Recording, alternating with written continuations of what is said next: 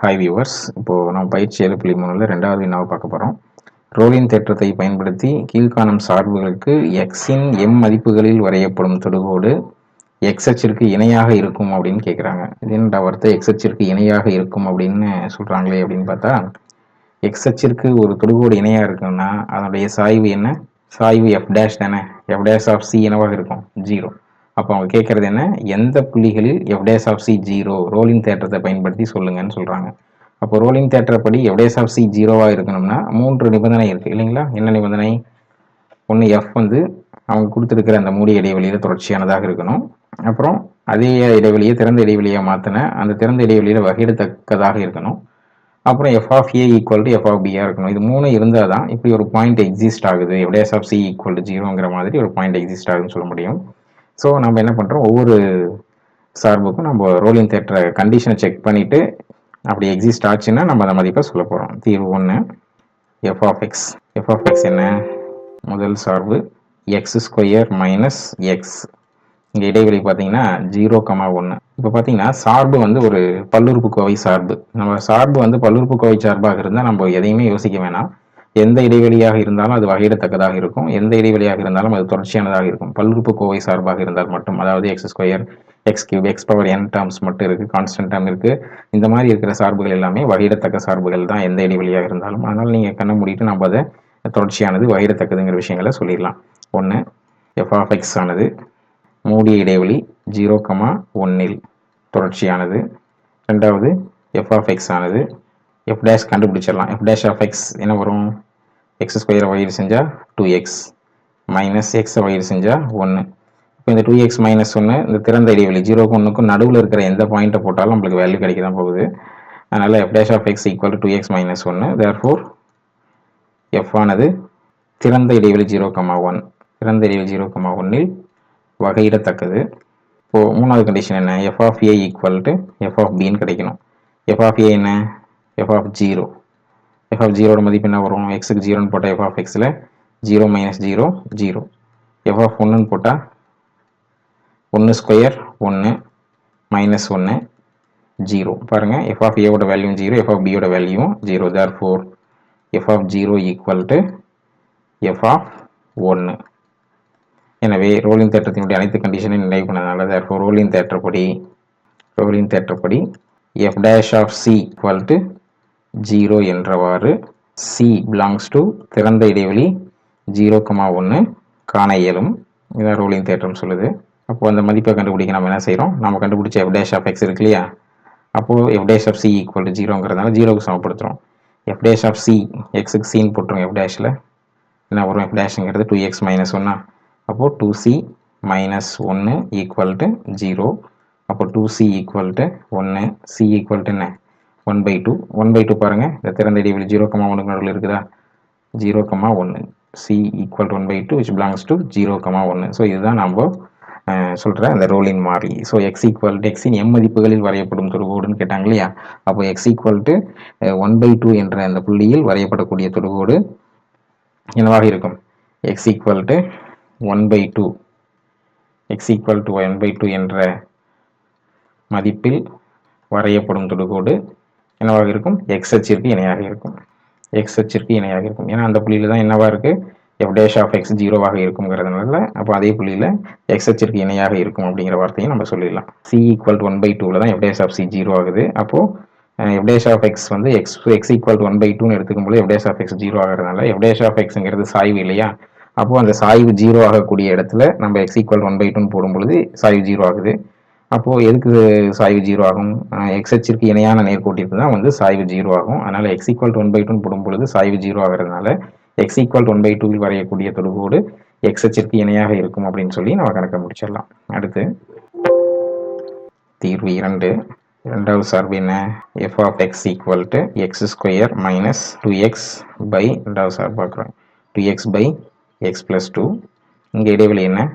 -1, இப்போ ஒரு சார்பு வந்து இப்படி பின்ன வடிவில் கொடுத்துட்டாங்கன்னா நம்ம தொடர்ச்சி தன்மையை யோசிக்கணும். எப்படின்னா, இந்த பகுதி இருக்கு இல்லையா, அந்த பகுதியை வந்து 0 ஆக்கக்கூடிய எக்ஸ் மதிப்பு நம்ம இடைவெளியில் இருந்தால் கட்டாயம் அது தொடர்ச்சி தன்மையை பாதிக்கும். இப்போ இது எக்ஸோட எந்த மதிப்பு இருக்குது? இந்த பகுதி 0 ஆகும். எக்ஸ் ஈக்குவல் டு -1/2ன்னு போடும்பொழுது இந்த சார்பு கட்டாயம் என்ன ஆகும், கீழே இருக்கிறது 0 ஆயிருது இல்லையா, அப்போ இது இன்ஃபினிட்டி ஆயிரும். அப்போ எக்ஸுக்கு -2 அப்படின்னு போடுறோம்னா எக்ஸுக்கு -2 நம்ம இடைவெளியில் இருக்கான்னு பார்க்கணும். ஆனால் இது -1 விட பெரிய மதிப்புகள் மட்டும்தான் அதில் இருக்கிறதுனால இதில் -2 இல்லை. அப்போ இந்த பகுதியை 0 ஆக்கக்கூடிய எக்ஸ் மதிப்பு நம்ம இடைவெளியில் இல்லாதனால நம்ம சார்பு என்னவாக தான் இருக்கும், தொடர்ச்சியானதாக தான் இருக்கும். therefore f of x ஆனது மூடிய இடைவெளி -1,6இல் தொடர்ச்சியானது அப்படின்னு சொல்லிடலாம். அடுத்து f dash of x கண்டுபிடிச்சிக்கலாம். f dash of x என்ன வருது, இது u by v வகுத்தல் சூத்திரத்தை யூஸ் பண்ணி தான் வகையீடு செய்யணும். ஃபர்ஸ்ட் v x plus 2 அப்படியே வச்சுக்கணும். u dash x square minus 2x differentiate பண்ணால் 2x minus 2x டிஃபரன்ஷியேட் பண்ணால் 2 மைனஸ் மேலே இருக்கிற u அப்படியே வச்சுக்கிறோம். x square minus 2x அப்படியே வச்சுக்கிட்டு v டிஃபரன்ஷியேட் பண்ணால் 1 plus 0 by v square. v square அப்படிங்கிறது என்ன, x plus 2 ஹோல் ஸ்கொயர். இது அப்படியே சிம்பிளிஃபை பண்ணிடுங்க. x plus 2 இங்கே 2x minus 2 x all multiply பண்ணால் 2x square minus 2x 2 all multiply பண்ணால் 4x minus 4 minus x square minus 2x பாருங்கள் by x plus 2 whole square. ஃபர்தராக சிம்பிளிஃபை பண்ணலாம். 2x ஸ்கொயரில் x square போச்சுன்னா என்ன வரும், x square minus 2x plus 4x வந்து plus 2x, இது plus 2x minus into minus plus 2x, 2x plus 2x என்ன வந்துடுது 4x. அடுத்து minus 4 by x plus 2 whole square. இதுதான் வந்து எஃப் டேஷ் ஆஃப் எக்ஸ். இப்போ இதை பாருங்கள், இதையும் அப்படி தான். எஃப் டேஷ் வந்து எந்த எக்ஸ் மதிப்புக்கு மதிப்பு கிடைக்கல, நம்ம கொடுக்க இடைவெளியினுடைய திறந்த இடைவெளி என்னது -1,r. இந்த இடைவெளியை பார்க்குறோம். இந்த இடைவெளியில் -1ஐயும் 6ஐயும் தவிர நடுவில் இருக்கிற மதிப்புகள் தான் திறந்த இடைவெளி. இந்த இடைவெளியில் ஏதேனும் ஒரு எக்ஸ் மதிப்பிற்கு நமக்கு இது இன்ஃபினிட்டி ஆகுதோ அல்லது மெய் மதிப்பு இல்லாத சூழல் உருவாகுதான்னு பார்க்குறோம். பார்த்தீங்கன்னா இது பகுதியை 0 ஆக்கக்கூடிய எக்ஸ் மதிப்பு பார்த்தீங்கன்னா இங்கேயும் -2 தான். -2 பார்த்தீங்கன்னா நம்ம திறந்த இடைவெளியில் இல்லாதனால நம்ம என்ன சொல்லிடலாம், இதுக்கு வகையீடு மதிப்பு கட்டாயம் -1,6ங்கிற எந்த இடைவெளியில் எந்த எக்ஸ் மதிப்பை போட்டாலும் நம்மளுக்கு வகையீடு மதிப்பு கிடைக்கும். அதனால இது வகையிடத்தக்கது அப்படின்னு நம்ம சொல்லிடலாம். therefore f ஆனது திறந்த இடைவெளி -1,6இல் வகையிடத்தக்கது அப்படின்னு சொல்லிடலாம். வகையிடத்தக்கது. ஸோ ரெண்டு கண்டிஷன் ஓகே ஆயிடுச்சு. மூணாவதா f of A f of B சமமாக இருக்கான்னு பார்க்கணும். எஃப் ஆஃப் ஏ என்ன, இங்கே ஏ மதிப்பு -1. இப்போ எஃப் ஆஃப் -1 எஃப் ஆஃப் -1 எக்ஸுக்கு பதிலாக -1ன்னு போட்டால் 1 மைனஸ் 2 இன்ட்டு -1 பை -1 ப்ளஸ் 2 சுருக்கிட்டிங்கன்னா 1 + 2 3 பை 1 அப்படின்னு கிடைக்குது. அடுத்து எஃப் ஆஃப் பி வந்து எஃப் ஆஃப் 6ன்னு எடுத்துக்கிட்டால் 6 square 36 minus 2 into 6 by 6 plus 2 என்ன வருது, எக்ஸ் ஸ்கொயர் 36 மைனஸ் 12 பை 8. 36ல் 12 போச்சுன்னா 24 பை 8 ஒரு 8 3 24. ஸோ இதனுடைய மதிப்பு என்ன கிடைக்குது 3. இதனுடைய மதிப்பு என்ன கிடைக்குது 3.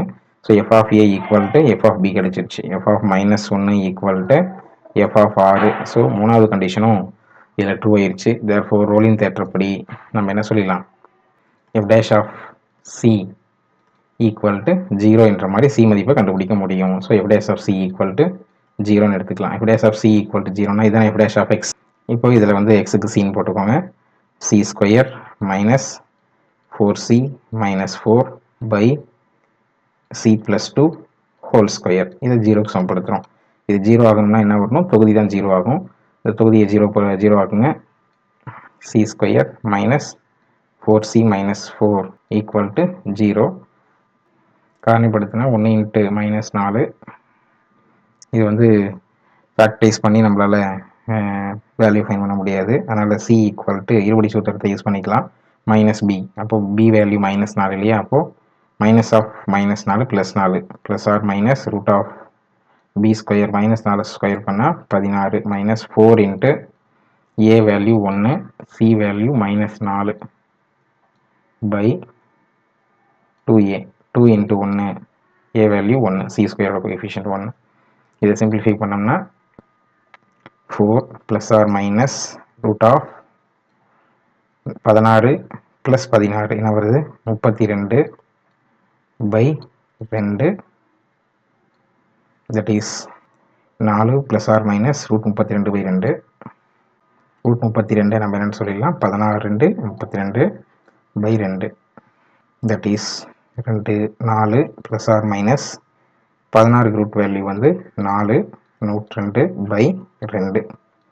அப்போது மேலேயும் 2 காமனாக எடுத்து நம்ம டிவைட் பண்ணிட்டோம்னா 2 ப்ளஸ் ஆர் மைனஸ் 2√2/2. 2 என்ன ஆயிடுது, கேன்சல் ஆயிடுது. அப்போது சிக்கு 2 மதிப்பு கிடைக்குது. 2 ப்ளஸ் ஆர் மைனஸ் 2√2 சிக்கு 2 மதிப்பு கிடைக்குது. இங்கு என்ன ஆகுதுன்னா சி மதிப்பு பார்த்தீங்கன்னா சி ஈக்குவல் டு 2 ப்ளஸ் 2√2. இது பார்த்தீங்கன்னா பாசிட்டிவ் நம்பர் இல்லைங்களா. இது வந்து கட்டாயம் நம்ம மைனஸ் இது 6 விட சின்னது இல்லைங்களா. அப்போ இது வந்து எங்கே இருக்கும், நம்ம இடைவெளியான -1, திறந்த இடைவெளி -1,6ல் இது இருக்கும். அதே மாதிரி இங்கே 2 மைனஸ் 2√2 என்னவா இருக்காது, நம்ம ரோலின் மாறிலியே இருக்காது. அது வந்து நம்ம திறந்த இடைவெளி -1,6ல் இல்லை. அதனால் நம்ம இது என்ன சொல்லிட போகிறோம், நம்ம ரோலின் மாறிலி இது அல்ல, இதுதான் நம்மளுடைய சி மதிப்பு. ஸோ இந்த சி மதிப்பில் வரையக்கூடிய தொடுகோடு தான் நம்மளுக்கு என்னவாக இருக்கும், எக்ஸ் அச்சிற்கு இணையாக இருக்கும். Therefore x equal to 2 plus 2√2வில் வரையப்படும் தொடுகோடு ரோலின் தேற்றப்படி நமக்கு எங்கே இருக்கும், எக்ஸ் அச்சிற்கு இணையாக இருக்கும். ரைட். அடுத்து 3வது வினா எஃப் ஆஃப் எக்ஸ். இங்கே எஃப் ஆஃப் எக்ஸ் என்னன்னு பாருங்கள். f of x equal to root x minus x/3. இங்கே x மதிப்பு பார்த்தீங்கன்னா 0,9ங்கிற மூடிய இடைவெளி. இதுவும் பார்த்தீங்கன்னா நம்ம வந்து பின்ன வடிவில் சார்பு வந்தாலும் சார்பில் இந்த மாதிரி ஸ்கொயர் ரூட்டுக்குள்ளே அந்த மாறிகள் வந்தாலுமே நம்ம வந்து தொடர்ச்சித்தன்மையை நம்ம வந்து எப்படி செக் பண்ணுறதுன்னு பார்க்கலாம். சார்பு பின்ன வடிவில் இருந்தால் பகுதியை பூஜ்ஜியமாக்கக்கூடிய x மதிப்பு நம்ம இடைவெளியில் இருந்துச்சுன்னா அது தொடர்ச்சியற்றது தான். அதே போல் சார்பில் நம்மளுக்கு ரூட் ஆஃப் மாறிகளுக்கு ரூட் வந்திருக்கு, ரூட் ஆஃப் எக்ஸ் அப்படின்னு வந்துருக்குதுன்னா இந்த எக்ஸ் வந்து மைனஸ் வேல்யூவாக மாற்றக்கூடிய மதிப்புகள் நம்ம இடைவெளியில் இருந்ததுன்னா கட்டாயம் இதுவும் என்னவா தான் இருக்காது, தொடர்ச்சியாக தான் இருக்காது. ஏன்னா ரூட் ஆஃப் மைனஸ் அப்படிங்கிறது square root of negative number, அது வந்து ஒரு மெய் மதிப்பாக இருக்காது. அதனால் அப்போ நம்ம வந்து மதிப்பு கிடைக்கலன்னு தான் நம்ம சொல்லுவோம். அந்த மாதிரி சூழல் இருந்தால் இது தொடர்ச்சியற்றதான். ஆனால் நம்ம இடைவெளி பார்த்தீங்கன்னா மிகையன் இடைவெளி தான், எல்லாமே 0 to 9 தான்ன்றதுனால இந்த இடத்துல ஒரு மிகையெண்ணு போகிறதுனால கட்டாயம் மதிப்பு கிடைக்காமலாம் இருக்க வாய்ப்பு இல்லை. 100% இது அனைத்துக்கும் மதிப்பு கிடைக்க வாய்ப்பு இருக்குது. அதனால் இந்த சார்பு தொடர்ச்சியானது. எஃப் ஆஃப் எக்ஸ் ஆனது 0,9ங்கிற மூடி இடைவெளியில் தொடர்ச்சியானது. அடுத்து வகையிடத்தக்கதை சொல்கிறதுக்காக நம்ம என்ன செய்கிறோம், வகையீடு கண்டுபிடிக்கிறோம். F dash of x root எக்ஸை டிஃப்ரென்ஷியேட் பண்ணால் 1/2√x மைனஸ் எக்ஸை டிஃப்ரென்ஷியேட் பண்ணால் 1, ஸோ 1/3ன்னு வருது. இப்போயும் அதே போல தான் இந்த திறந்த இடைவெளியில் இப்போ 0, 9ஐயும் விட்டுட்டு நடுவில் இருக்கிற மதிப்புகளும் மிகையன்கள் தாங்கிறதுனால ரூட்டுக்குள்ளே மிகையெண்ணை போடும்பொழுது நம்மளுக்கு என்ன ஆக போகிறதில்ல, மதிப்பு கிடைக்காத சூழல் வரப்போகிறதில்லை. அது மட்டும் இல்லாமல் இது பகுதியில் எக்ஸ் வருது, பகுதியில் எக்ஸ் வரக்கூடிய ஒரே சான்ஸ் 0 தான். ஆனால் அது மூடி இடைவெளியில் நம்ம சொல்ல வேண்டியதில்லை, நம்ம டிஃபரன்ஷியேஷன் திறந்த இடைவெளியில் தான் சொல்கிறோம் இல்லைங்களா. அப்படி ஓப்பன் இன்டர்வலில் சொல்கிறதுனால 0வில் நம்ம வகையிடத்தன்மை இருக்கணும்னு அவசியம் இல்லை. அப்போது திறந்த இடைவெளியில் இது என்னவாக தான் இருக்குது, வகையிடத்தக்கதாக தான் இருக்குது அப்படின்னு நம்ம சொல்லிடலாம். அப்போ 2வது பாயிண்ட்டும் இதில் உண்மையாகிறது. தேர்ஃபோர் எஃப் ஆஃப் எக்ஸ் ஆனது திறந்த இடைவெளி 0,9ல் வகையிடத்தக்கதாக இருக்குது, வகையிடத்தக்கது. அப்போ வகையிடத்தக்கது அப்படின்னா அடுத்து 3வது கண்டிஷன் நம்ம என்ன செய்யறோம், f of A f of B ஈக்குவலாக இருக்கான்னு பார்க்கணும். எஃப் ஆஃப் ஏ, இங்கே ஏ மதிப்பு 0 இல்லையா, அப்போ எஃப் ஆஃப் 0வோட வேல்யூ என்னன்னு பாருங்கள். எஃப் ஆஃப் 0 என்ன வரும், ரூட் ஆஃப் 0 0, 0/3 0. எஃப் ஆஃப் 0வோட வேல்யூ என்ன, 0. அதே மாதிரி எஃப் ஆஃப் 9 அப்படின்னு பார்த்தா root of 9 minus 9/3, root of 9 3, 9/3ங்கிறதும் 3. ஸோ எஃப் ஆஃப் 9ஓட மதிப்பு என்ன, 0. Therefore F of 0 equal to F of 9 அப்படின்னு 3வது கண்டிஷனும் நிறைவடைந்து விட்டது. தேர்ஃபோர் ரோலின் தேற்றப்படி நம்மளால் சி மதிப்பு கண்டுபிடிக்க முடியும். ரோலின் தேற்றப்படி F dash of C equal to 0 என்றவாறு நம்ம மதிப்பு காண இயலும். ஸோ நம்ம கண்டுபிடிக்க ட்ரை பண்ணிடலாம். F dash of C equal to 0 அப்படின்னு எடுத்துக்கோங்க. எஃப் டேஷ் ஆஃப் சி இங்கே என்ன, எஃப் டேஷ் ஆஃப் எக்ஸில் எக்ஸுக்கு பதிலாக சி போட்டால் 1/2 into root of c minus 1/3 equal to 0. Minus 1/3 அங்கே போயிடுச்சுன்னா 1/2 into root of C equal to 1/3.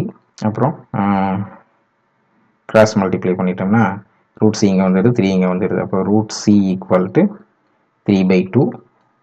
Root c தான் கிடச்சிருக்கு, நம்மளுக்கு சி வேணும் இல்லையா, ஸ்கொயர் பண்ணும் பொழுது சி ஈக்குவல் டு 9/4. இந்த 9/4 நம்ம இடைவெளியில் இருக்கான்னு பார்த்தா இருக்குது. 0 9 விட சின்ன நம்பர் தான். ஸோ 9/4 நம்ம மூடிய இடைவெளி 0,9ல் இருக்கக்கூடிய மதிப்பு தான். ஸோ இந்த சி மதிப்பில் தான் நம்ம என்ன பண்ணுறோம், எக்ஸ் ஈக்குவல் டு 9/4ல் என்னவா இருக்கும், தொடுகோடு எக்ஸ் அச்சிற்கு பேரலாக இருக்கும், நம்மளால் வரைய முடியும் அப்படின்னு சொல்லிடலாம். சரிங்களா? ஸோ இந்த மாதிரி நம்ம இந்த மாதிரி வினா கேட்டால் ஆன்சர் பண்ணலாம். வீடியோல ஷேர் பண்ணுங்க, சப்ஸ்கிரைப் பண்ணுங்க.